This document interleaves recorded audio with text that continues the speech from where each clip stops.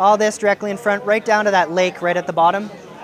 And you see all those little trees that are flickering down there? Those are all animated trees that sway in the wind. All this is free. You can ride or walk around any of this. All right, so I'm going to start Shaun riding here. Start following a little bit. So our riding is physics-based. Gives us a lot of flexibility. The board will react differently on different types of snow. And we have animations, different animations that play on top of the physics, depending on the snow texture. So here, we're riding in powder. Got all the basic tricking. You got your basic ollie, your nollie, all the basic grabs method. We can tweak out our grabs. This is the peak level. It's all about choosing your line correctly. As you can see, it's rather dangerous. Whoa, just barely made that one. Lots of hidden stuff in here, lots of crevices, that sort of thing. So you really got to pay attention. So the mountains are sort of broken up into 3 different levels, but they're all seamless. There's no loading time in between the 3 different areas. Start at the top here, which is the peak level where we are. Okay. Which is, again, all about choosing your line correctly.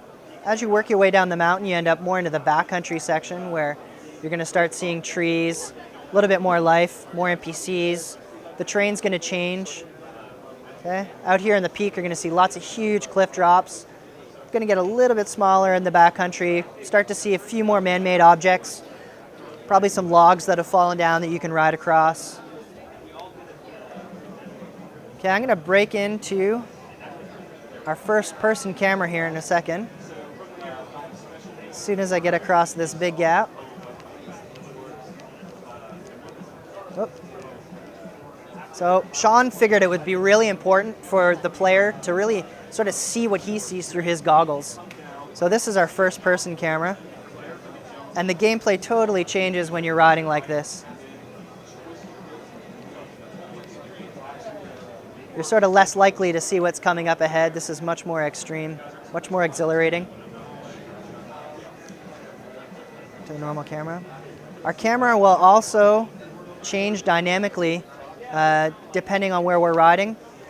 The closer we get to a big cliff edge, it'll back up automatically so you can see where you're going, but also give you a big sense of how big the drop is. Look at that.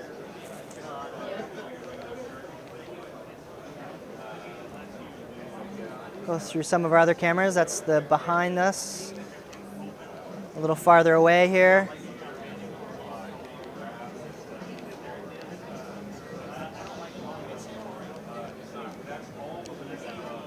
Got this nice little handheld feel. Nice and close. Sort of has that helmet cam feel.